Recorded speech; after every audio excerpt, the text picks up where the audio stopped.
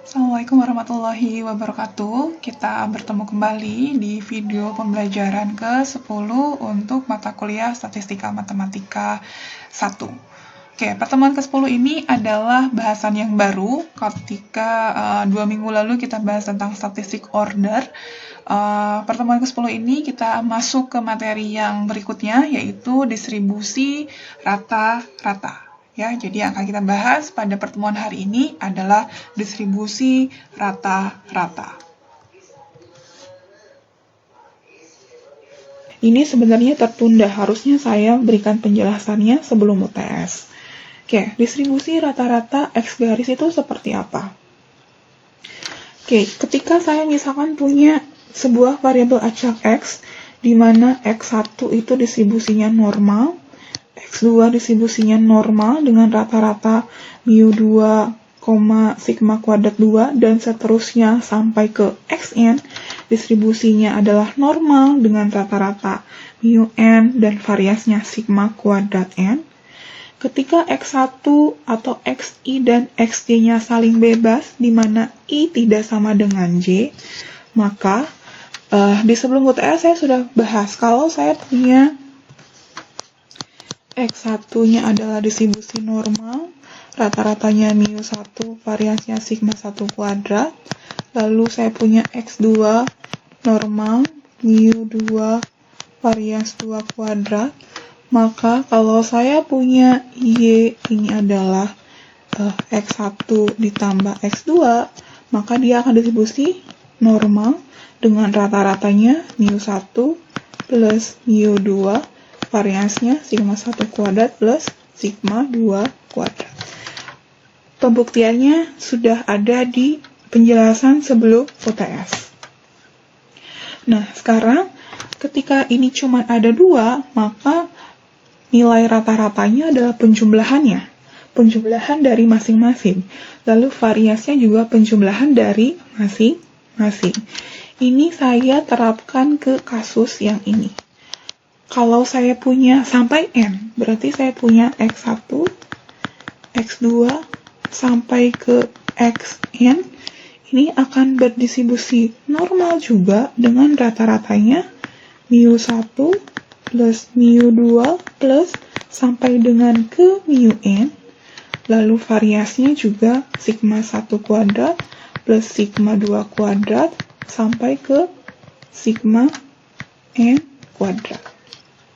Ya, dengan aturan yang sama, dengan cara yang sama, seperti yang sudah kita kerjakan di sebelum UTS.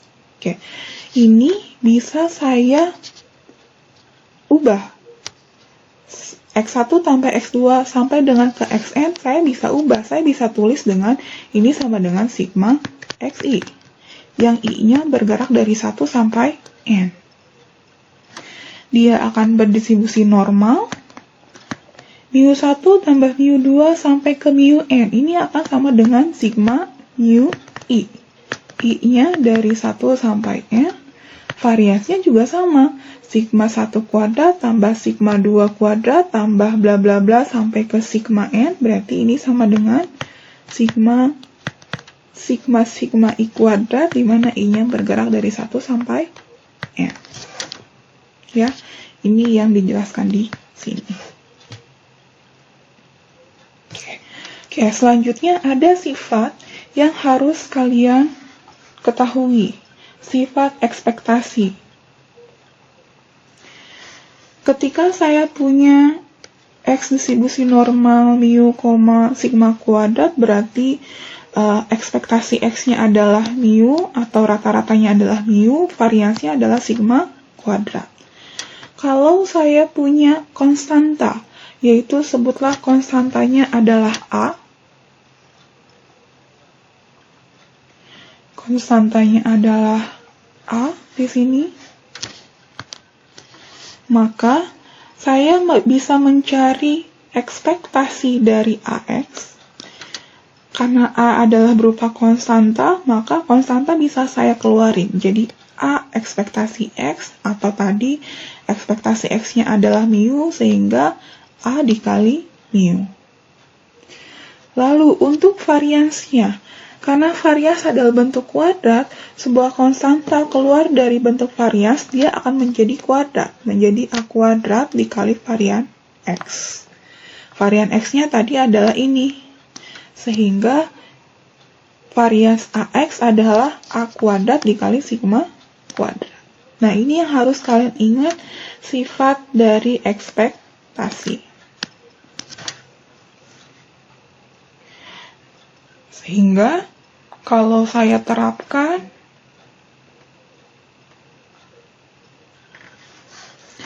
kalau tadi adalah saya bergeraknya di X tanpa ada konstanta, berarti kalau saya punya konstanta A, distribusinya normal, maka AX1 rata-ratanya A mu 1, variasnya A kuadrat sigma 1 kuadrat.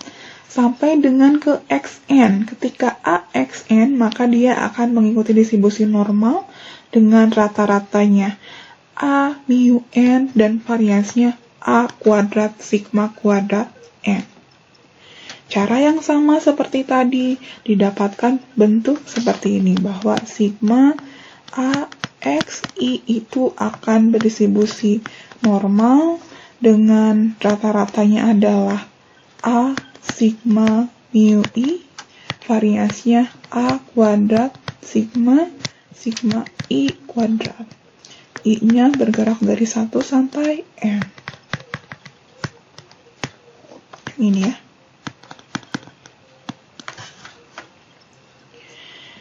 Oke, kalau saya melakukan pemisalan, di sini saya punya pemisalannya A adalah 1/n. Dengan hasil tadi adalah ini. Tadi kita punya A sigma xi, dia distribusinya normal, rata-ratanya adalah A sigma mu i, variasinya adalah A kuadrat sigma i kuadrat. Ganti A-nya dengan 1/n. Berarti saya punya 1/n sigma xi akan distribusinya adalah normal. Ini adalah 1/n.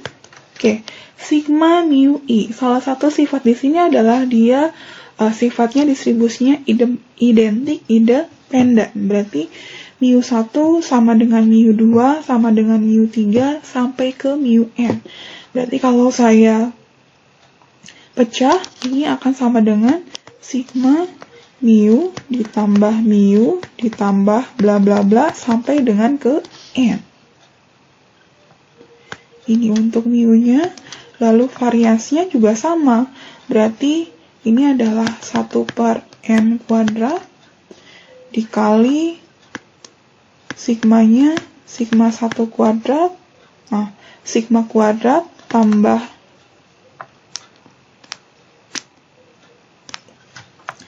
karena tadi sifatnya adalah identik independen, berarti nilai sigma untuk setiap i-nya sama. Berarti ini adalah sigma kuadrat tambah sigma kuadrat sampai ke n, nilainya sama. Ya, ini akan menjadi 1/n sigma xi distribusi normal 1/n. Mu tambah mu sebanyak n akan menjadi n mu.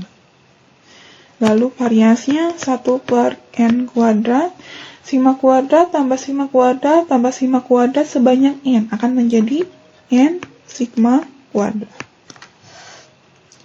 Ada yang bisa dicoret? Ada. Ini saya coret, ini saya coret. Oke, ini akan menjadi sigma x/n. Ini sama dengan rata atau x garis atau x bar. Distribusinya normal, rata-ratanya tinggal mu, variansnya sigma kuadrat per n.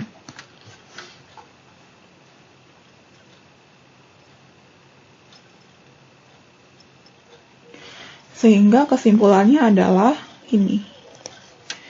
Kesimpulannya, kalau saya punya X distribusinya normal, rata-ratanya mu, variasinya sigma kuadrat, maka X garisnya atau X barnya rata-ratanya distribusinya normal, rata-ratanya sama-sama mu, cuman variansnya beda. Variansnya sigma kuadrat per N. Oke, ini penjelasannya. Contoh, misalkan saya punya X-nya adalah sampel acak yang berukuran 4 dan dia mengikuti distribusi normal 5,16. Yang ditanya adalah tentukan peluang, ini adalah X garis.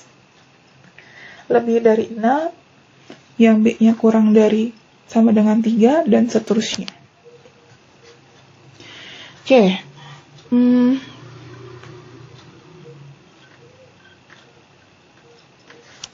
Ketika tadi saya punya X distribusinya normal 5,16, rata-ratanya mu, variansinya 16, maka tadi X distribusi normal mu, varians kuadrat, X garis distribusinya normal, rata-ratanya sama, variansnya sigma kuadrat per N, sehingga X garis rata-ratanya normal, distribusinya normal, rata-ratanya 5 sama, lalu variansnya adalah sigma kuadrat dibagi N jumlahnya. Ya. Nah, masih ingat apa yang kita pelajari di sebelum UTS? Ketika saya mau mencari nilai peluang seperti ini, maka akan lebih mudah ketika kita dekati pakai distribusi normal baku. Bentuk normal baku seperti apa? Waktu itu kita udah belajar. Kalau X distribusinya normal, rata-ratanya mu, variasinya sigma kuadrat, saya punya Y X min mu per sigma, di mana mu adalah rata-rata dari X-nya, sigma adalah standar deviasi dari sini ya.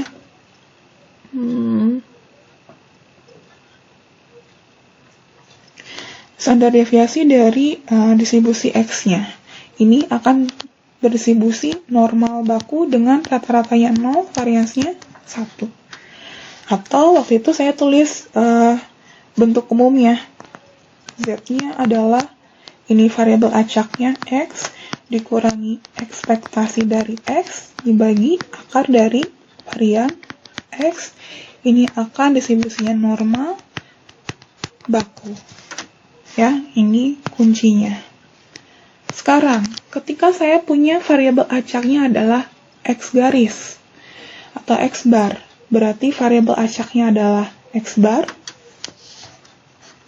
Berarti saya punya Z-nya adalah variabel acaknya saya ganti jadi X bar.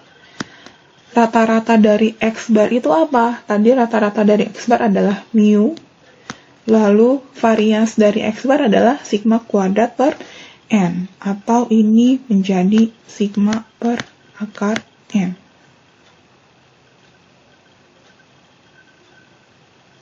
Ya, sigma per akar N. Atau X bar min mu per akar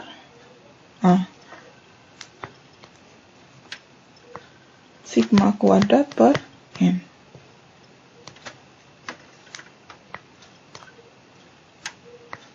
Itu ya, bentuknya sama. Kita tinggal masukkan, berarti saya harus mencari nilai Z-nya. Tadi yang ditanyakan adalah, atau kalau saya balik lagi, berarti kalau kita sesuaikan dengan di sini, mu-nya saya ganti dengan 5, lalu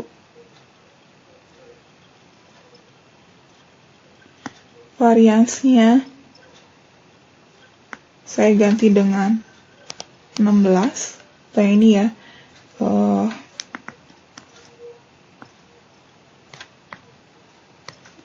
Lalu N-nya saya ganti dengan 4. Maka akan ada bentuk ini.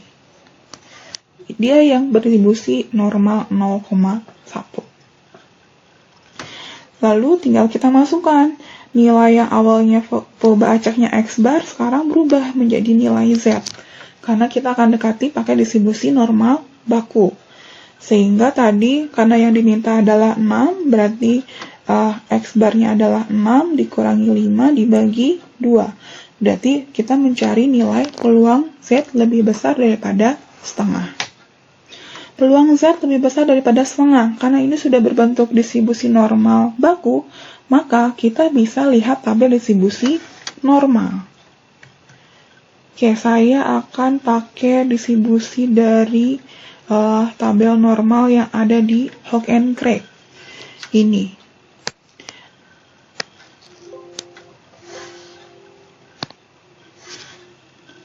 Oke, saya udah pindahin tadi ke Word-nya. Ini. Oke, pada saat kita berbicara atau melihat bagaimana membaca distribusi normal, seperti yang saya sudah sampaikan di kelas, kita lihat dulu tabel normal itu cara ngitungnya gimana. Karena tiap tabel normal mungkin akan menghasilkan cara pandang yang berbeda. Di sini yang di bukunya Hook and Crack dia pakai kumulatif. Ya, sehingga kalau tadi saya menghitung di soal itu peluang Z lebih dari setengah, karena ini bentuknya kumulatif, maka saya ngitungnya adalah 1 min peluang Z kurang dari setengah. Z kurang dari setengah, saya bisa lihat dari tabel di sini. Carilah yang Z-nya adalah setengah, berarti ini. Tapi nilai 0,691, jangan lupa ini untuk yang kumulatif. Ya, ini untuk yang kumulatif. Kalau saya punya tabel distribusi normal, misalkan ini adalah setengah, maka kumulatifnya yang dihitung adalah ini. Ini yang kita dapat dari tabel. Sedangkan yang mau kita cari yang mana? Yang mau kita cari adalah ini kan, peluang Z lebih besar daripada setengah. Yang mana? Ya, daerahnya yang ini. Yang ini yang mau kita cari. Sehingga untuk mencarinya itu, karena tabelnya memberikan informasi tentang kumulatif, maka saya harus pakai 1 min peluang Z kurang dari setengah. Z kurang dari setengah didapat dari tabel 0,691. Nih, sehingga didapatlah hasilnya 0,309. Dan begitu pun seterusnya untuk contoh soal yang lain. Jadi selalu dikaitkan atau kita ubah dalam bentuk distribusi normal baku atau dalam bentuk nilai Z supaya kita mudah mencari nilai peluangnya dari tabel distribusi normal baku. Oke, kalian pelajari untuk contoh soal yang lain. Lalu untuk latihan